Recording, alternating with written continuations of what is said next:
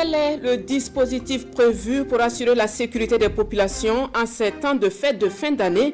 Le centre de coordination fait état d'une pléiade d'actions en vue, patrouilles urbaines, opérations de contrôle sur les artères principales de la capitale avec un accent particulier dans les zones criminogènes. L'administration pénitentiaire questionne sa part contributive dans la reconquête de l'intégrité du territoire. Les acteurs sont déterminés à jouer pleinement leur rôle, mais des réformes s'imposent au regard de l'urgence sécuritaire du moment, des sujets soulevés au Conseil supérieur de la garde de sécurité pénitentiaire au titre de l'année 2023. Et le jeu se fera désormais en ligne. Le pari sportif, c'est le dernier né des gammes de produits de la Lonabé. À partir de son téléphone portable ou sa tablette, on peut simplement prédire la victoire d'une équipe lors d'un événement sportif. Une innovation de la nationale du jeu pour répondre aux attentes de sa clientèle. Voilà pour le sommaire. Madame, Monsieur, bonsoir. Ravi de vous recevoir ce soir. Pour commencer, direction le palais de Koulba, la 65e session du Conseil des ministres de l'autorité du Liptako Gourma se déroule dans la capitale burkinabé. Et en marge, donc, une délégation est allée présenter les activités de l'institution au chef de l'État. Les échanges ont porté sur la faisabilité d'un éventuel arrimage de l'autorité du Liptako Gourma à l'Alliance des États du Sahel. Abdelaziz Yadjoubou pour le point. Pour l'essor socio-économique de ces États membres que sont le Mali, le Niger et le Burkina, l'autorité du Liptako Gourma ALG est sur plusieurs chantiers.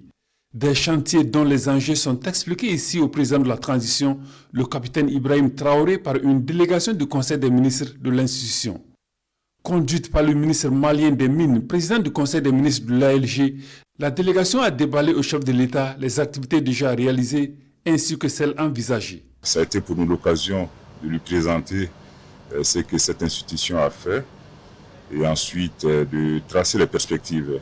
Les conseils dont nous avons bénéficié de la part de Monsieur le Président de la Transition, ensuite les idées qu'il a avancées vont nous aider dans la réflexion. Le contexte actuel commande à l'autorité du Liptako Gourma d'allier ses actions sur les priorités de l'AES qui, selon les visiteurs du chef de l'État, est actuellement en train d'amorcer sa vitesse de croisière. Nos trois États frères viennent de franchir une étape historique de leur marche vers la souveraineté et aussi l'intégration. Et donc cette alliance qui aujourd'hui est en train de se consolider, nous sommes en train de travailler sur donc les actions réalisées par l'ALG, le Liptako Gourma, les perspectives et aussi la façon dont cette institution va être arrimée à l'Alliance des États du Sahel. Après avoir prêté une oreille attentive à ces hôtes du jour, le chef de l'État a partagé avec eux sa vision de l'ALG et prodigué des conseils pour la réussite des différents chantiers programmés. La star ivoirienne de reggae, Tiken Jah Fakoly, a lui aussi été reçu en audience par le chef de l'État. Il a salué les actions de la transition pour la sécurisation et la souveraineté véritable du Burkina. Rappelons que l'artiste séjourne actuellement dans notre pays pour 2 rendez-vous avec ses fans. Le point de l'audience est fait par Mariama Tamboura. Il y a 2 jours, il était au chevet des soldats et volontaire pour la défense de la patrie, blessé en opération. L'artiste panafricain Tiken Jah Fakoly est au palais de Koulouba ce vendredi. Il vient apporter son soutien et ses encouragements au président de la transition, chef de l'État, le capitaine Ibrahim Traoré et son gouvernement. L'unité africaine, la lutte contre l'impérialisme, 2 sujets au menu des échanges. J'ai eu l'honneur d'être reçu par le président Traoré et nous avons parlé d'unité africaine. Nous avons parlé de l'Afrique en général, parce que le combat au Burkina Faso aujourd'hui, c'est un combat pour l'Afrique, c'est un combat pour la vraie copie de l'indépendance, parce que celle qu'on nous a donnée en 1960, c'était la photocopie. Et notre génération a décidé de récupérer la vraie copie. Je pense que ce soit au Burkina Faso ou dans les autres pays africains, nous avons été toujours à la hauteur de l'amitié. Donc aujourd'hui, certains pays africains ont décidé de récupérer la vraie copie de leur indépendance. Le combat du président Traoré aujourd'hui, c'est un combat pour l'Afrique. Voilà, et je pense qu'on ne peut que le féliciter.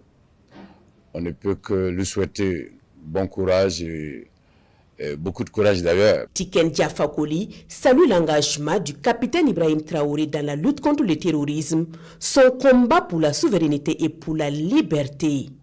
Il rassure de son accompagnement dans l'éveil des consciences des populations. Aujourd'hui, le combat contre le terrorisme, le combat pour la souveraineté, le combat pour la liberté, parce que c'est de ça qu'il s'agit. Ce n'est pas un combat contre quelqu'un, mais c'est un combat pour la liberté. C'est-à-dire qu'aujourd'hui, notre président peut aller voir qui il veut, quand il veut, où il veut dans le monde entier, sans la permission de quelqu'un.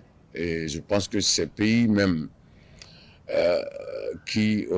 auxquels on demandait la permission, je pense que ce sont des pays qui ont fait beaucoup la promotion de la liberté. Et qui dit liberté, la liberté doit être à tous les niveaux. Donc je ne peux qu'encourager le président Traoré et le peuple burkinabé, parce que c'est le peuple qui a le pouvoir. Je pense que si le président Traoré est là aujourd'hui et continue de faire ce combat, c'est parce que il a le soutien du peuple. Tiken Jah Fakoly se produira en concert live ce soir même au stade municipal de Ouagadougou. Un concert live en hommage aux valeureux soldats burkinabés. Le président de l'Assemblée législative de transition, lui, était en compagnie des enfants du côté de Gampela, à une quinzaine de kilomètres de Ouagadougou. Dr Ousmane Bougouma a pris part à l'émission dite à l'école des enfants, une immersion remarquée et vue comme un encouragement du président de l'ALT aux enfants et au personnel enseignant. Pour les précisions, suivons ce compte-rendu de Amadou Ilboudou et M. Solange Kigma. Bienvenue à l'émission À l'école des enfants, un magazine radiophonique diffusé sur la RTB qui s'adresse aux enfants et adolescents de 10 à 16 ans avec des thématiques d'actualité qui contribuent à leur éveil. L'initiative est de l'association ERA. Le thème du jour, le clin d'œil du Papa Noël aux adolescents en quête d'espoir et d'amour. Papa Noël d'un jour, le président de l'Assemblée législative de transition a encouragé et partagé ses expériences avec ses enfants pour leur donner des repères pour une réussite scolaire et sociale. Au centre de Gampela, on a des enfants en difficulté avec la loi. On a des enfants qui sont souvent des cas sociaux parce que fumant la drogue, prenant de l'alcool. Mais grâce au centre, ces enfants ont changé de comportement. Et mieux, ont un espoir en termes d'avenir. Vous avez entendu des enfants qui veulent devenir président d'assemblée, devenir médecin, devenir avocate, devenir militaire, VDP. Nous ne pouvons que être contents, être fiers et puis remercier les encadreurs pour tout le travail qui est abattu. L'émission à l'école des enfants, c'est un cadre éducatif qui donne la parole à tous les enfants du Burkina Faso. On se dit que la radio est beaucoup plus accessible, raison pour laquelle l'association ERA a visé de mettre une émission radiophonique avec son partenaire la RTB Radio pour toucher tous les enfants du Burkina Faso. Donc cet échange, cette approche avec cette haute personnalité qui souvent ils ne connaissent pas, les noms, le visage et autres, pourra faire un plus dans leur vie. En écoutant ces échanges avec ce président, ça pourra booster quelque chose en eux afin qu'ils aient un avenir radieux pour mieux participer au développement du Burkina. Le Père Noël du jour, Dr Ousmane Bougouma, a également offert des vivres aux élèves du Centre d'éducation et de formation professionnelle de Gampela, un centre sous la tutelle du ministère en charge de l'action humanitaire qui éduque et forme les enfants en difficulté et en conflit avec la loi. Le plaisir est à double titre parce que c'est une figure d'identification pour nos enfants, pour des enfants qui sont en situation d'encadrement. Pour preuve, il y a un des enfants qui a dit qu'il aimerait être comme président de l'Assemblée. Voilà, donc rencontrer ces personnalités, c'est comme une forme d'humiliation pour nos enfants. C'est la Noël, il n'est pas venu les mains vides, il est venu avec un gros cadeau. Vraiment, nous l'apprécions à un juste titre. Ce fut l'occasion pour le président de l'Assemblée législative de transition de visiter les différents ateliers de formation professionnelle du centre. Un centre qui compte actuellement 277 élèves en interne et en externe pour cette année scolaire. Et à l'orée des fêtes de fin d'année, un dispositif sécuritaire est prévu pour assurer la sécurité des populations. Comme annoncé en titre, le centre de coordination qui comprend les forces de défense et de sécurité a fait le point face à la presse. Ne soyez donc pas surpris si vous constatez dans les jours à venir un renforcement des patrouilles et des opérations de contrôle sur les principales artères de la capitale et au niveau des entrées de la ville. Tous les détails avec Jean-Eudes Bayala et Oumou Cissé. La protection des populations burkinabè et de leurs biens durant la période des préparatifs et des célébrations des fêtes de fin d'année, c'est la mission confiée au centre de coordination. Depuis le 15 décembre, date de son activation dans toutes les villes du pays, le centre de coordination accentue la vigilance et renforce sa présence dans toute la ville. Notre dispositif en fait est un ensemble. Ça va consister en fait en des patrouilles. Ça va consister aussi en des checkpoints à certains endroits pour effectuer des contrôles ou des fouilles selon les informations que nous aurons. Ça va consister aussi en des bouclages et fouilles de certaines zones qu'on considère comme criminogènes. La mise en œuvre de toutes ces activités sur le terrain nécessite l'accompagnement et la collaboration de la population. À cette conférence de presse, des messages de sensibilisation sont distillés. C'est inviter vraiment les populations à avoir toujours sur soi les documents d'identité et aussi les documents afférents aux engins que vous utilisez. Et faire attention à tout mouvement suspect aux alentours des domiciles lorsque vous rentrez. D'éviter les grands rassemblements, surtout dans les zones criminogènes. C'est d'éviter le port illégal d'armes. Au cas où il y en a qui sont témoins de faits suspects ou répréhensibles, c'est de localiser les lieux et d'alerter les FDS en appelant les numéros verts qui sont connus déjà, à savoir le 16, le 17, le 18, il y a le 80 00 11 45 ou encore le 10 10. Quand on vous dit qu'une voie est barrée pour des raisons de sécurité, ou bien quand on vous dit à une certaine heure qu'il y a des zones à éviter, ou bien quand on vous fait des injonctions de vous arrêter, il sait qu'également vous respectez ces consignes. Il est également demandé à la population d'éviter de s'enfuir lors des contrôles afin d'éviter tout désagrément. Avec la crise sécuritaire qui secoue le pays, des attaques terroristes ne sont pas à exclure. C'est inviter la population à se soustraire des lieux et à s'éloigner des lieux si possible. Si on n'est pas en mesure de se soustraire des lieux, c'est de se mettre à l'abri en attendant l'arrivée des FDS. Que toutes les personnes qui abritent des individus ou toutes les personnes qui ont dans leur environnement le plus proche des objets suspects, qu'ils dénoncent ces individus ou qu'ils puissent avertir à temps la présence de ces objets suspects. C'est un élément essentiel. Voilà, parce que si vous ne le faites pas et que dans les investigations ou dans la sécurisation de la ville, il se trouve que vous abritez des individus suspects ou bien vous avez logé des individus suspects à des fins malveillantes, il va de soi que vous soyez traité comme complice. À cette conférence de presse, il est également question de la sécurité routière. Les conférenciers du jour invitent la population au respect strict des règles de la circulation. Et quelle est la part contributive de l'administration pénitentiaire dans la reconquête de l'intégrité du territoire? Eh bien, cette question a captivé les attentions des acteurs qui étaient réunis pour le Conseil supérieur de la garde de sécurité pénitentiaire. En considérant cependant les urgences sécuritaires de l'heure, ils se sont penchés sur les réformes à opérer pour une administration pénitentiaire qui joue pleinement son rôle dans la lutte contre le terrorisme et qui aide au mieux les détenus à s'amender vis-à-vis de la société. Nong Bakouda et Jérôme Tendano. Contribution des détenus à l'effort de paix, dont certains condamnés pour actes de terrorisme. Plus d'1 million de francs CFA remis ici au Premier ministre Apollinaire Joachim Son Kelem de Tambela.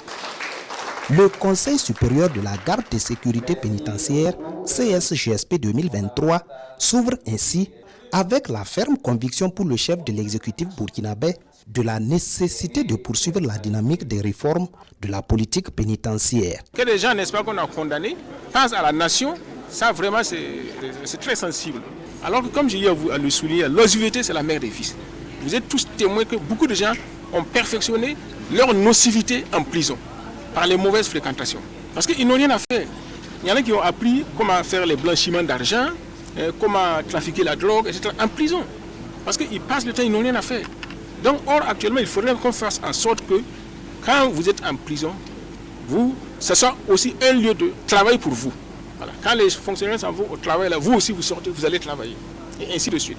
Et là, non seulement ça va vous occuper, mais ça va être une autre ouverture pour ceux qui ont été détenus.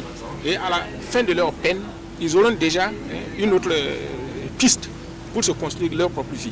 La vision du chef du gouvernement implique une formation professionnelle avec spécialisation pour les gardes de sécurité pénitentiaire. À ce conseil, il est donc attendu des propositions qui participent à la reconquête du territoire tout en donnant un visage plus humain à l'environnement carcéral au Burkina Faso. Aujourd'hui, cela est une réalité avec les unités combattantes constituées dont la brigade d'intervention de l'administration pénitentiaire et 200 combattants également qui viennent des sorties de l'INSOA pour être déployés sur les théâtres d'opération. Il faut travailler à ce que la prison devienne le col de vie et non le col du crime. L'objectif de la peine doit amener l'individu à s'amender et retourner à la société. Donc aujourd'hui, au niveau du ministère de la Justice, nous avons engagé un certain nombre de réformes qui doivent permettre à la prison de respirer un peu. Depuis leur cellule, les détenus offrent déjà une gamme variée de produits tels des meubles et autres gadgets. Le Premier ministre rassure, le gouvernement étudie la possibilité d'être l'un des principaux clients pour permettre d'absorber les productions des détenus. Nous en parlions plus haut. La session 2023 du Conseil des ministres du Liptako-Gourma se déroule à Ouagadougou et les idées convergent vers une coopération sous-régionale qui prendra la mesure de la crise multidimensionnelle dans la région. Moussa Ouedraogo et Estelle Judith Assogba pour les précisions.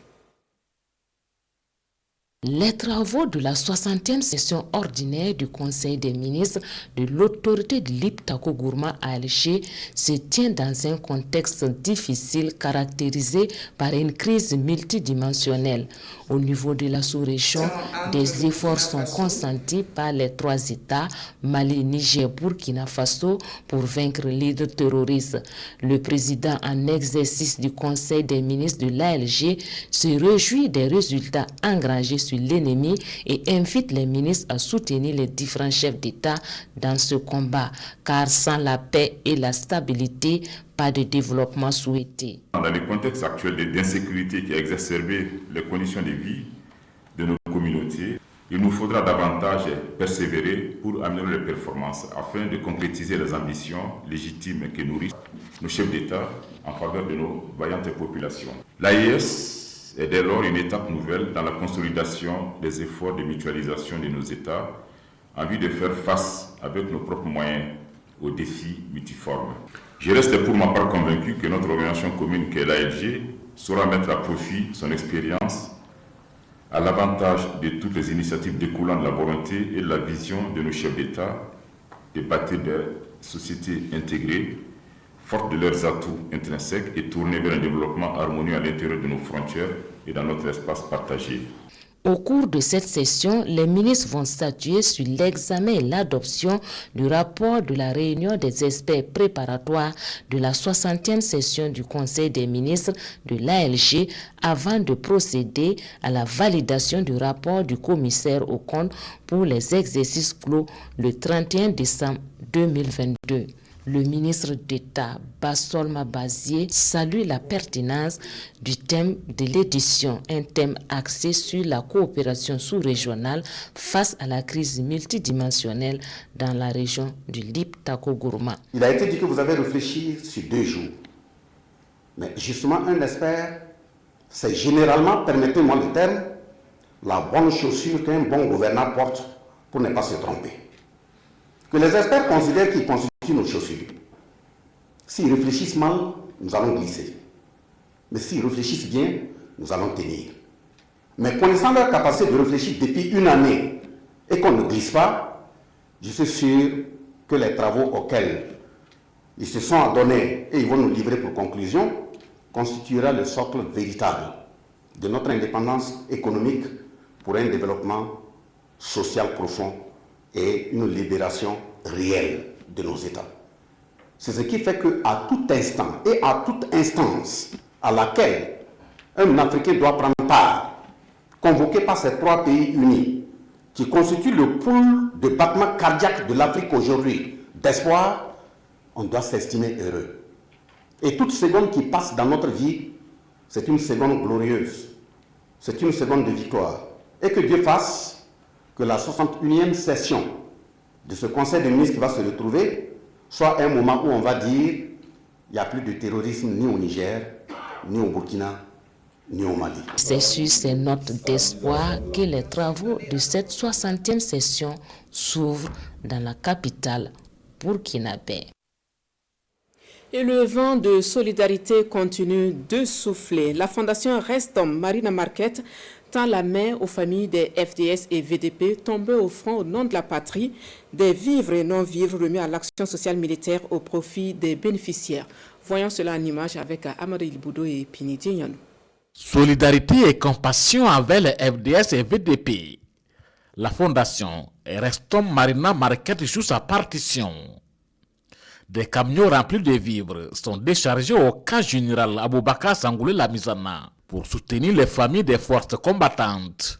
Nous sommes à l'orée de la fête de Noël et ce don est accompagné de jouets pour redonner le sourire aux enfants des FDS et VTP tombés. Nous sommes ici ce soir, encore une fois de plus, pour répondre à l'appel lancé par notre chef d'État, le capitaine Ibrahim Traoré, à avoir beaucoup plus de solidarité envers nos forces de défense et de sécurité, également les VDP. Donc nous savons combien leur travail est difficile, ils sont au front pour que les Burkinabés puissent vivre en toute quiétude. L'action sociale militaire exprime sa gratitude et comme à son habitude, elle offre une médaille de reconnaissance à la structure donatrice, la Fondation Restom Marina Marquette. Et les actions patriotiques s'enchaînent. Cette fois, ce sont 2 Burkinabés qui apportent leur soutien aux forces combattantes, sans moto et de la Tchéquie. Un geste pour témoigner leur fierté d'être Burkinabés, tout en boostant les capacités opérationnelles des forces au front. Alassane Tiandrepego et Benewende Frédéric Nikema ont assisté à la remise. Voici de quoi faciliter la mobilité des forces combattantes vaillamment engagées dans la traque des terroristes. Forces de défense et de sécurité, volontaires pour la défense de la patrie, tous reçoivent ici des moyens roulants. Ce sont au total 100 motos d'une valeur de 57 millions de francs CFA. Un don de Sayouba Sawadgo, opérateur économique ici représenté. Un geste pour répondre à la mobilisation citoyenne pour l'effort de paix lancé par le chef de l'État, le capitaine Ibrahim Traoré. Nous sommes sensibles à la situation que vit le Burkina. Et pour sa reconquête, il n'y a même pas de discussion. Tout Burkinabé dit de ce nom doit participer. C'est pour dire notre attachement à la récupération du territoire national et pour notre dignité. La contribution à l'effort de paix, c'est également le geste qui guide Florence Bassonneau, promotrice de Faso Atchéké. 400 kg d'Atchéké, c'est ce qu'elle ajoute à la ration alimentaire de ces braves VDP. En tant que VDP de l'Atchéké, nous annonçons à partir de janvier 2024 la sortie de l'Atchéké VDP et nous prenons l'engagement de reverser 100 francs sur chaque kilo d'Atchéké VDP vendu pour l'effort de paix. Des dons qui, au dit du commandant Éric Compaoré, chef de la division logistique des VDP, traduisent tout le soutien et l'engagement du peuple burkinabé derrière ces forces combattantes. Des dons qui vont également contribuer à booster l'élan des forces armées nationales dans leur dynamique de reconquête de l'intégrité du territoire national. À la tête du département de l'énergie, des mines et des carrières, Simon-Pierre Boussim passe le témoin à Yacouba Zabre-Gouba. On se souvient, le ministre Yacouba Zabre-Gouba a été nommé lors du dernier remaniement du gouvernement, C'était le 17 décembre 2023. On assiste donc à son installation avec Moussa Ouedraogo et Sonia Kokti. Le nouveau ministre de l'Énergie, des Mines et des Carrières est installé par le secrétaire général du gouvernement.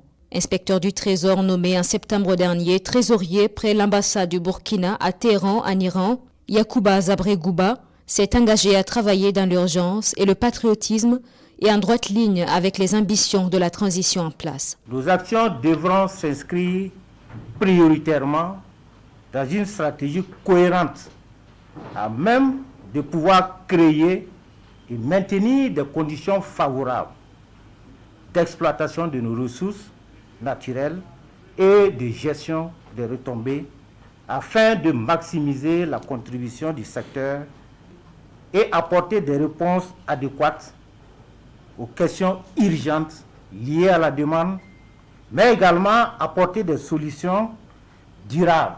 Son prédécesseur Simon-Pierre Boussim, qui aura passé un peu plus d'une année à la tête du département en charge de l'énergie, a partagé son expérience vécue.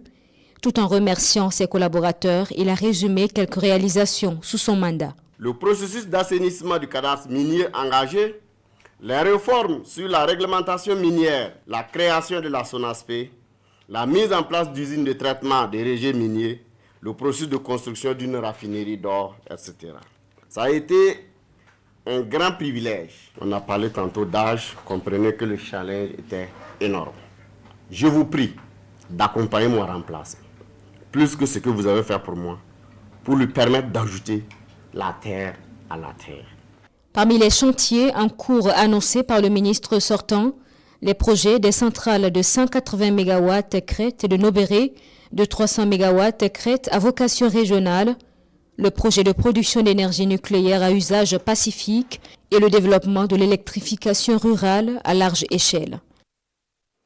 Et nous nous rendons au ministère du Développement industriel, du commerce, de l'artisanat et des petites et moyennes entreprises. Ce département a reconnu le mérite de plusieurs acteurs, des opérateurs économiques, des acteurs de l'artisanat et des agents de l'administration publique. 115 personnes qui ont donc reçu les félicitations et encouragements pour leur contribution remarquable au développement du pays. Souleymane Sanou et Oumou Sissé étaient témoins. Ces hommes et femmes font la fierté du ministère en charge du commerce et du Burkina Faso tout entier. Aujourd'hui, la nation reconnaît leur mérite et leur contribution au développement et au rayonnement du pays. Ils sont 115 à être élevés dans l'ordre de l'étalon et dans l'ordre du mérite. Ils sont faits commandeurs, officiers et chevaliers. Ces distinctions ne sont pas seulement le couronnement de nos luttes quotidiennes. Elles sont plutôt une invite à plus d'abnégation au travail, de sacrifices, d'esprit d'entreprise, de cohésion et de solidarité nationale pour un meilleur devenir de notre chère patrie, le Burkina Faso, surtout en cette période difficile.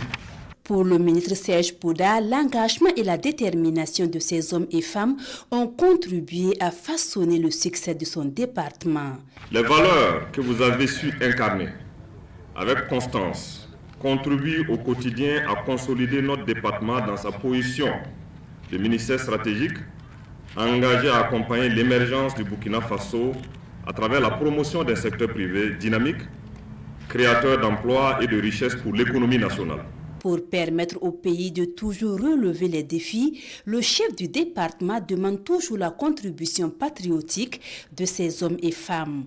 Des hommes et femmes qui se disent prêts à renforcer leur capacité de résilience, à cultiver la cohésion et la solidarité dans leur environnement social et autour des forces de défense et de sécurité et des volontaires pour la défense de la patrie. 158 autres distinctions ont été décernées dans 3 départements ministériels. Il s'agit du ministère des Infrastructures et du Désenclavement, du ministère de l'Urbanisme, des Affaires foncières et de l'Habitat et enfin du ministère des Transports, de la Mobilité urbaine et de la Sécurité routière. C'est le mérite des travailleurs et des partenaires techniques et financiers de ces 3 départements qui vient d'être reconnu. On en parle avec Jean-Eudes Bayala et Sébastien Zongo. Nom du président du FASO. Au nom du président du Faso et en vertu des pouvoirs conférés, 19 personnes sont distinguées dans l'ordre de l'étalon, 36 dans l'ordre du mérite burkinabé et 103 dans l'ordre du mérite des transports, des infrastructures, de l'urbanisme et de l'habitat. J'aimerais vraiment remercier mes supérieurs hiérarchiques qui ont voulu m'honorer en m'offrant cette médaille. Et je dédie cette médaille à ma famille et vraiment à l'ensemble du personnel du CGC. C'est grâce à des équipes que je suis là où je suis aujourd'hui. Et la première équipe, c'est d'abord ma famille qui a parfois été privée de ma présence à ses côtés au nom du service public. Mais c'est surtout grâce donc à mes collaborateurs. Je profite de votre antenne pour dédier cette médaille aux forces de défense et de sécurité. C'est pas plus un jour pour libérer notre pays du terrorisme. C'est la première cohorte des décorés qui aborde la médaille Made in Burkina. Donc je crois qu'ici aussi ce sont des symboles forts. Ces 158 distinctions constituent une marque de reconnaissance de l'ardeur au travail des travailleurs et de l'accompagnement des partenaires techniques et financiers, des ministères, des infrastructures et du désenclavement, de l'urbanisme, des affaires foncières et de l'habitat, mais aussi des transports, de la mobilité urbaine et de la sécurité routière. Et c'est pour juste les encourager, de demander de faire plus. Pour ceux-là qui n'ont pas pu avoir ces patients, c'est parce qu'effectivement nous avons reçu un quota et nous avons pu, la commission a pu en tout cas décider de trouver et choisir ceux qui ont aujourd'hui. Donc au nom du chef de l'État, nous les encourageons toujours. Ces distinctions se tiennent dans le cadre de la commémoration du 11 décembre 2023, marquant le 63e anniversaire d'accession à l'indépendance du Burkina Faso. Autre point, la Fédération Burkina-Faso des panafricanistes du secteur privé a donné de la voix. Les membres s'insurgent contre la limitation à Niankoloko du train voyageur, une situation préjudiciable pour les commerçants qui demandent à l'État de procéder à la nationalisation du chemin de fer du Burkina. Daouda Ouattara et Liranda Philippe Ada pour le point complet de la conférence de presse. C'est le symbole d'un bras de fer qui dure depuis bientôt un mois après la reprise du trafic du train voyageur le 17 novembre dernier. Des populations réclamant que le trafic aille jusqu'à destination comme le train marchandises qui lui bénéficie d'une faveur soupçonnée de siffler jusqu'à Abidjan. Aujourd'hui, le train voyageur se limite à Niankoloko, ce qui entretient un dialogue de sourds entre la Citaraï, l'État et la Fédération Burkina-Faso des panafricanistes du secteur privé qui revient à la charge en ce 21 décembre 2023 après le calme demandé par les autorités. Citaraï a mis l'accent sur le transport de marchandises au détriment du transport de voyageurs, ce qui a entraîné une baisse de intensité des activités du train voyageur. Une situation qui fait payer un lourd tribut aux commerçants qui soupçonnent la Citaraï de mauvaise foi lorsqu'elle évoque l'état des rails du côté ivoirien pour justifier la décision. Une équité s'impose à ce niveau, soit l'arrêt total du trafic, soit permettre à tout train marchandises ou de personnes de circuler. Selon nos sources, Citaraï reste redevable à l'État burkinabé de plusieurs milliards de francs CFA. Nous, acteurs du secteur privé et de la société civile, demandons aux autorités burkinabées de prendre leurs responsabilités et de résilier la convention à l'image de la Socio-Psycho de l'aéroport de Donsin et permettre à des nationaux qui sont aguerris et pleins d'espérance pour gérer ce chemin de fer. Un autre ton, peut-être, celui de la bataille pour le contrôle du rail, with ainsi. Modernisation des procédures et des outils de travail, les contrôleurs financiers souhaitent être en phase pour jouer pleinement leur mission. Le processus a déjà débuté, reste à l'étendre à tous les services. Quelles sont alors les mesures à prendre pour répondre à leurs attentes? Les acteurs en parlent à la faveur de la 31e édition du Forum des contrôleurs financiers. Roger Kam et Estelle Judith Assogma nous en disent plus. Dans le processus de modernisation des outils de travail, la Direction générale du contrôle des marchés publics et des engagements DGCMF n'est pas à ses débuts. Dans cette dynamique de digitalisation, la DGCMF veut élargir le processus à d'autres outils de travail pour plus d'efficacité dans ses actions. On a actuellement, dans le cadre de ce forum, initié d'autres projets de digitalisation, notamment le plan d'engagement, mais également la dématérialisation des points de contrôle au niveau de la passation des marchés. Parce que vous savez, quand vous faites des choses manuellement, il peut arriver que certaines choses vous échappent, mais quand c'est digitalisé et que l'outil vous permet de voir les différentes étapes à suivre et le point de contrôle à effectuer pour chaque dossier, ça vous permet d'être beaucoup plus efficace. Modernisation des procédures et outils de travail, état des lieux et perspectives est le thème de ce présent forum qui réunit l'ensemble des contrôleurs financiers du pays.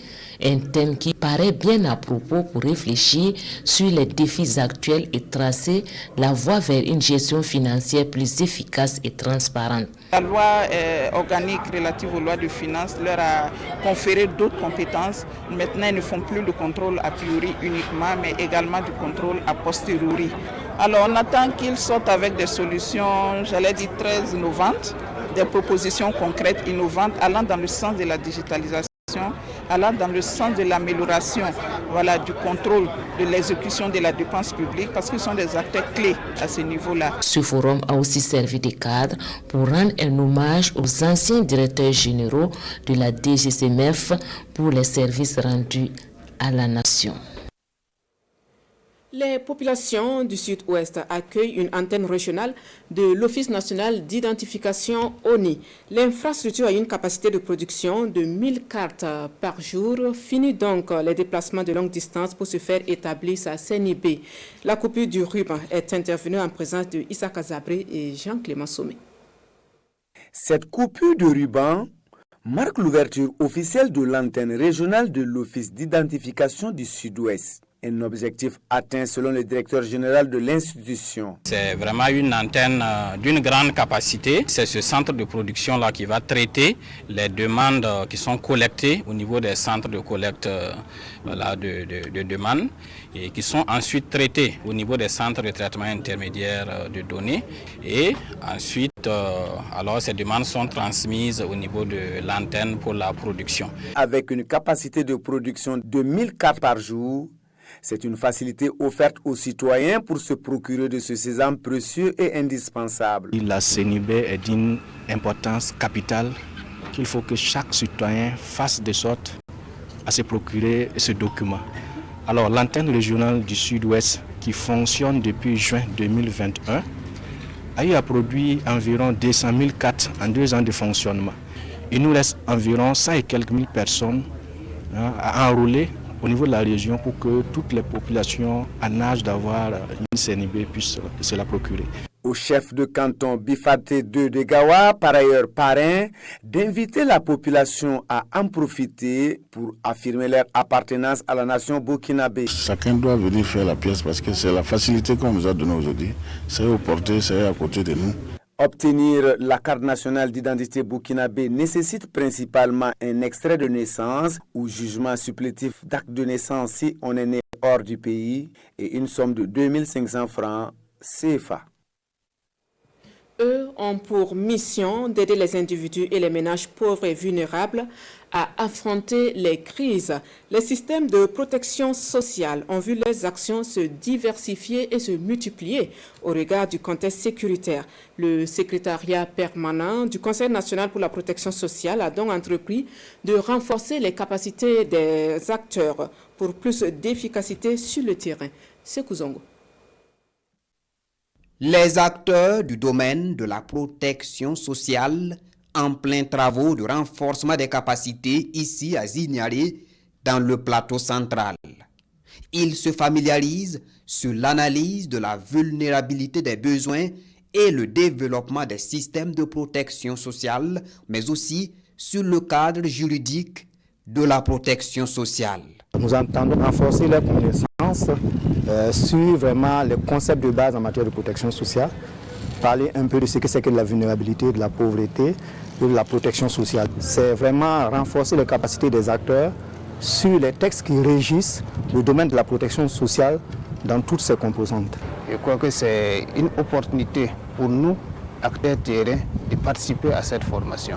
Ça nous permettra de renforcer nos compétences en matière de protection des groupes vulnérables et aussi l'évaluation de leurs besoins. Cette formation est voulue par le secrétariat permanent du Conseil national pour la protection sociale. Ces acteurs seront soumis à une évaluation à l'issue de la formation, cela pour mesurer leur niveau d'assimilation des connaissances enseignées. Dans la région de l'Est, des jeunes qui se disent acteurs de la veille citoyenne dans la ville de Fada ont apporté leur contribution à l'effort de paix. 500 000 francs CFA, c'est la somme mobilisée et remise aux autorités de la région. Une modeste contribution certes, mais un geste fort qui encourage tout un chacun à la solidarité et à l'union pour la patrie. Justin Tiandrebegoye, Rasmata Ouitraou. Liberté, dignité, à manger. Merci camarades. Ils se disent engagés pour le bon déroulement de la transition. Loin des ronds-points ce matin, ces jeunes regroupés autour de la veille citoyenne de la ville de Fada remettent ici une quittance de trésor d'une valeur de 500 000 francs CFA comme contribution à l'effort de paix. Toute activité qui puisse concourir donc au bonheur de notre pays, nous nous inscrivons dans cette dynamique-là. Aujourd'hui, nous sommes venus, c'est un honneur pour nous. C'est une grande émotion que nous ressentons parce que nous réalisons notre appartenance vraie donc, à cette patrie-là. À côté donc, de cette mobilisation de fonds-là, nous organisons des dons de sang au profit donc, des blessés de guerre et de tous les malades qui ont besoin de sang. Et nous encourageons mutuellement pour une adhésion totale et indéfectible à cette marche triomphale de notre peuple vers sa liberté, vers son indépendance. Une somme mobilisée grâce à la cotisation des membres ainsi que de bonne volonté, saluée par le président de la délégation spéciale de Fada. Cette somme de 500 000, c'est hautement patriotique, il faut le dire, parce que tout le monde sait dans quelle situation nous sommes. Il faut bien que nous puissions nous relever. Et tout le monde doit jouer sa partition. Issu d'une coalition des organisations de la société civile, la veille citoyenne à Fada invite les compatriotes à se mobiliser pour l'épanouissement et le bonheur du peuple burkinabé. Nous en venons au tout nouveau produit de la LONABé, le pari sportif, pour être en phase avec le digital. C'est en substance un jeu d'argent qui se passe en ligne.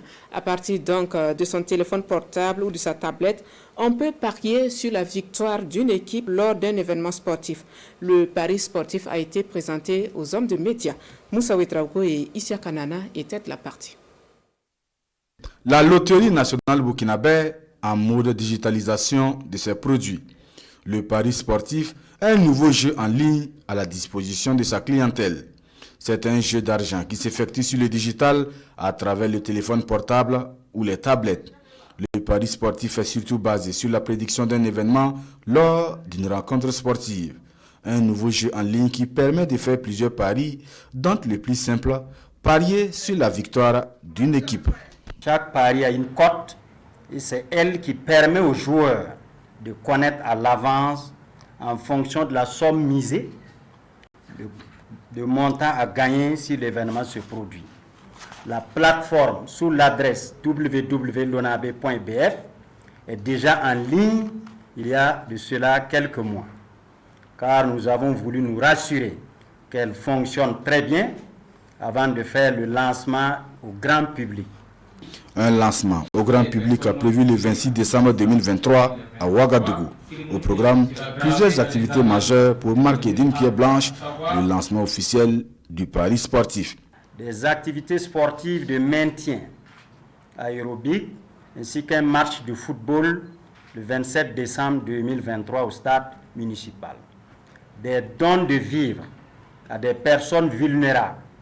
Il y a également des roadshows à travers les artères de la ville de Ouagadougou pour permettre aux populations et à notre clientèle de mieux connaître le produit. Une campagne de communication est également prévue et des jeux radiophoniques. Le pari sportif porte désormais à 5 le nombre de produits de la nationale des jeux du hasard mis au service des populations.